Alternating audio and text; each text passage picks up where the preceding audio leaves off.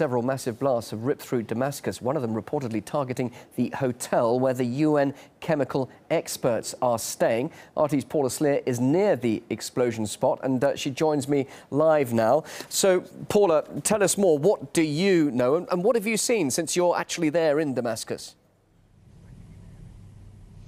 Well, within the last 20 minutes, there were two massive explosions here in downtown Damascus.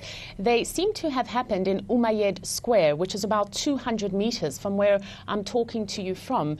From the initial reports that we're receiving, it seems as if one was right in front of the Syrian TV, and we are seeing some footage being circulated online by rebels saying that their target is the Syrian TV.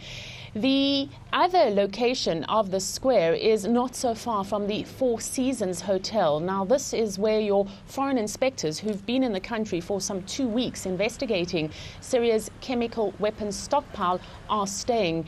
Just this morning, there were warnings posted by armed rebels warning civilians to stay away from military checkpoints. And I mention this because this square, which is very close to where we're staying, is something that we drive past several times a day. In fact, we drove past about an hour ago, and there are several checkpoints there. Indeed, it's very difficult entering and leaving the square with the military constantly checking papers and making sure who's entering and who's leaving. As you can well imagine, the information at this stage is very preliminary.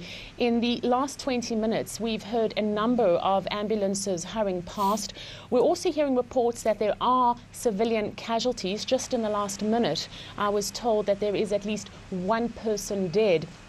We do expect that count to climb because these blasts were massive, and as I'm talking to you, we can actually still smell the aftermath of the explosions. They happened, as I say, some 200 meters from here, and as I'm speaking to you now, I'm also hearing further gunfire just a short distance from here.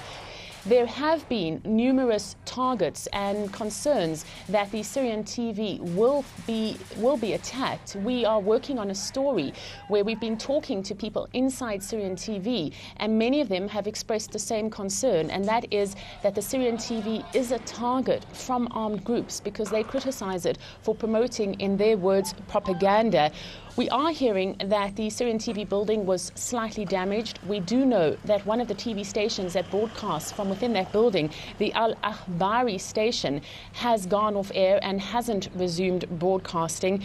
And as I say, we're continuing to receive updates. The situation certainly very tense and at the moment a little bit confused here in the Syrian capital. Paula, thanks very much indeed for that live update. RT's Paula Slier there in Damascus.